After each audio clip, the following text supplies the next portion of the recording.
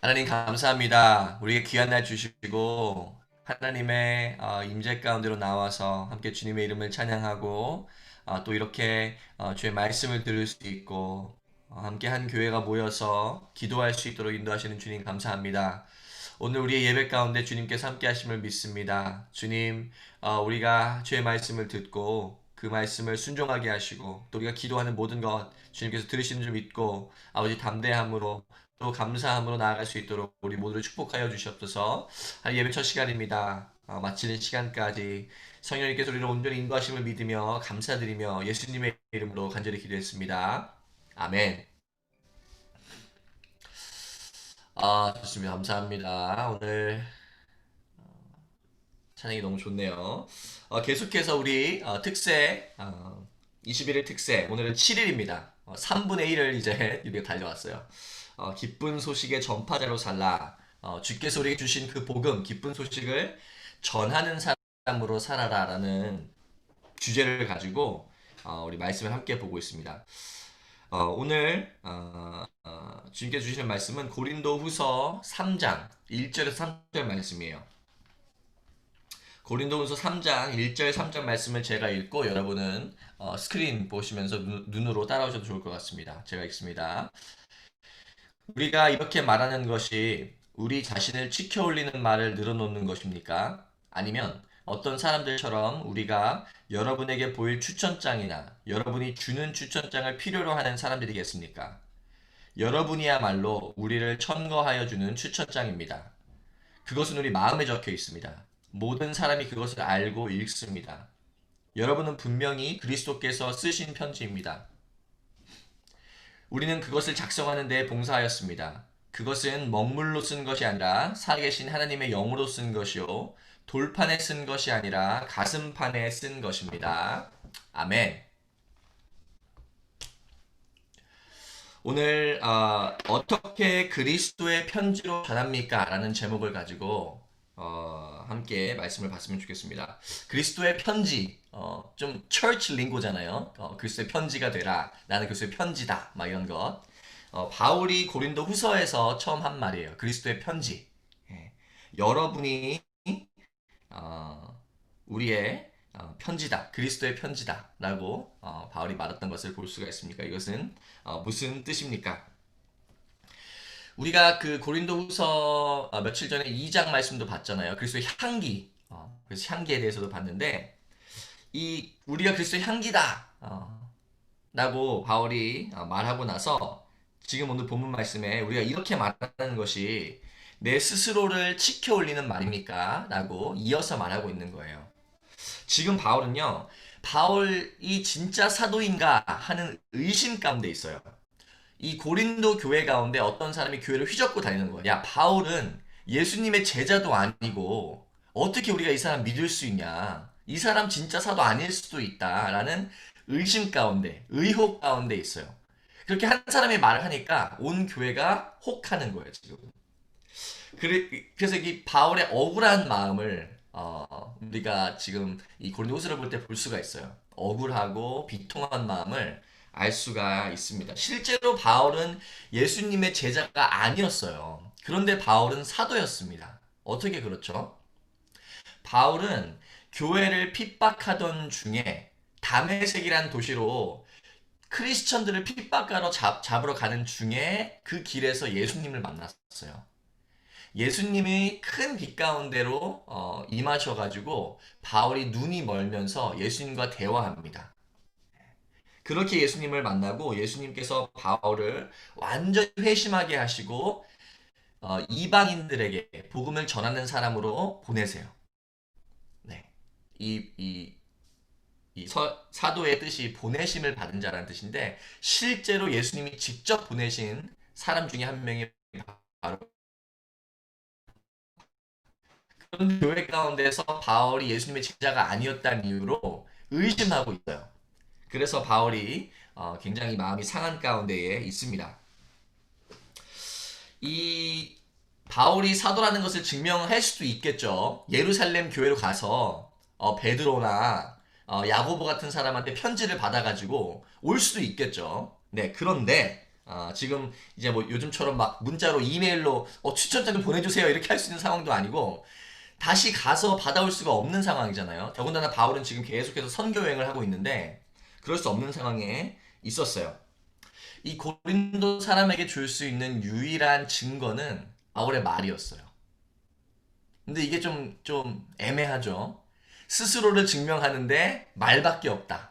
내가 정말 사도다. 내가 정말 하나님께서 보내신 사람이다. 라고 증명할 뭐가 있으면 좋은데 그게 없고 그냥 말만 할 수 있다는 게 굉장히 애매한 상황입니다. 하지만 이런 상황에서 할 수 있는 것은 사실은 말밖에 없어요. 예. 어, 근데 이런 상황 가운데서 바울이 어떻게 대처하는가가 오늘 말씀이에요. 네.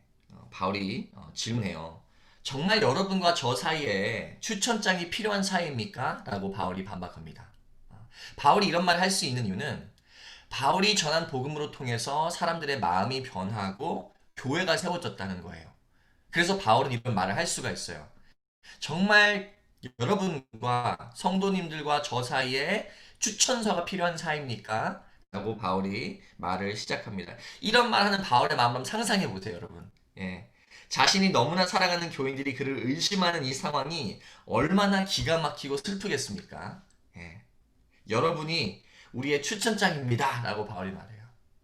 여러분이 알지 않습니까? 여러분 마음이 변화된 것을 여러분이 경험하고 보지 않았습니까? 여러분이 우리의 추천장입니다. 우리의 마음에 적혀 있고 이것은 누구라도 보고 알 수 있다라고 말합니다. 그래서 여러분이 우리를 레코멘드 해주는 편지라고 말하는 것이 오늘 말씀의 주제예요.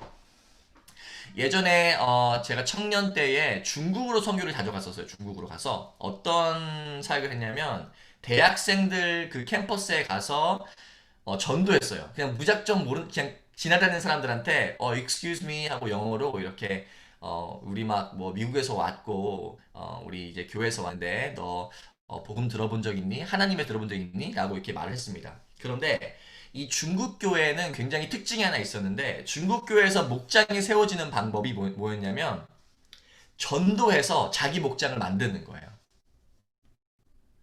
전도해서 자기 목장을 만들지 않으면 목자가 될 수가 없는 거예요. 그리고 목장이 너무 많아져서 분가를 하려면 또 다른 그 전도에 온 사람이 또 전도를 해서 또 분가를 해서 나가야 되는 거예요.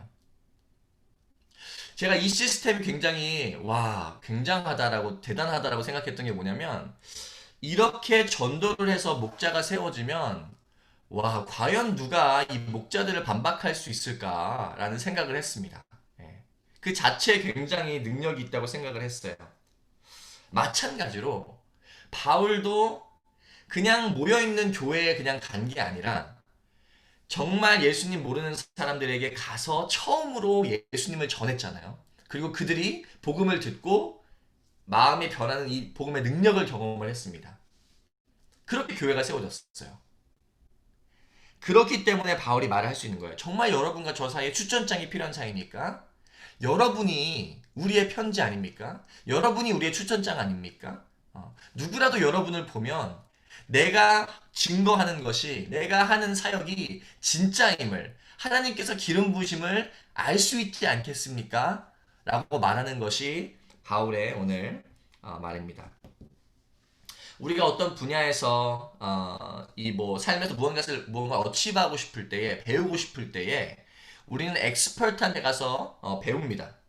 뭐, 건강을 원하면 건강한 사람, 정말 건강한 라이프스타일이 있는 사람한테 가서 얘기해보고 요리를 배우고 싶은 사람은 가장 탁월한 사람에게 배울 거예요. 책을 구입하든지 영상을 보든지 어느 분야에서 성공한 사람에게 궁금한 것과 배우고 싶은 것이 있을 거예요. 신앙도 마찬가지라고 생각을 합니다. 예. 믿음이 성숙한 사람, 그리고 하나님을 정말 사랑하고 말씀을 사랑하는 사람, 좋은 사람, 이 믿음을 위해서 수고하는 사람, 어려움 가운데도 믿음을 지키는 사람을 보면 왠지 그 사람의 간증을 듣고 싶어요. 어떻게 그 사람이 예수 믿게 되었는지, 지금 이렇게 믿음의 열매들을 맺으며 사는 동안 어떤 일들이 있었는지 듣고 싶습니다. 이, 이 심지어 세상의 이런 문제에도 그런데 우리가 정말 신앙에 대해서 또 복음에 대해서 얼마나 깊게 생각하고 그 능력을 귀하게 여기면서 살아가고 있습니까? 예. 오늘 바울이 마지막 3절 말씀 이렇게 말해요. 이것은 내가 한 일이 아니고 살아계신 하나님의 영으로 쓴 것이고 돌판이 아니라 가슴판에 쓴 것이다. 사실 이것이 바울의 가장 강력한 디펜스예요. 이거 무슨 내가 사람의 말로 너희를 현혹시킨 거 아니고 어떤 사람의 방법으로 너희를 바꾸는 것이 아니라 이것은 하나님의 일이다. 하나님께서 영으로 너희 마음에 쓰신 것이다. 왜 우리 첫 번째 설교 기억납니까? 복음이 뭐예요? 하나님의 능력이에요.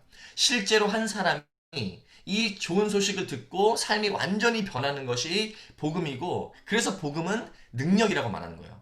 God, the gospel is power. Gospel is not words, it is power of God. 능력이란 말이에요.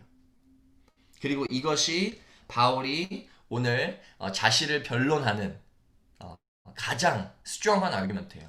여러분의 삶이 복음으로 인해 변화했습니다. 여러분은 복음의 능력을 경험했습니다. 여러분이 우리의 편지입니다. 더 이상 증거할 게 없는 거예요. 바울이 이것을 말하고 있습니다. 또 이것을 볼 때에 이 그리스도인들이 선을 행하면서 사람들의 마음을 얻거나 인간적인 좋은 일을 할 때가 있는데 오늘 본문은 가장 선한 일이 일단은 무엇인지 가장 선한 일은 복음을 전하는 일이에요. 하나님의 능력이 you let it take its course. You let the power do its job. 이게 가장 먼저고 두 번째 이 모든 그리스도인의 선한 일의 의도가 무엇인가? 복음이란 말이에요. 변한 사람들이 하는 일이란 말이에요. 그래서 이 사람이 예수를 믿어서 믿음의 열매를 맺게 해서 예수님을 세상에 나타내도록 하는 것이 가장 선한 일이고 좋은 일입니다. 뭐 저 사람은 다르다.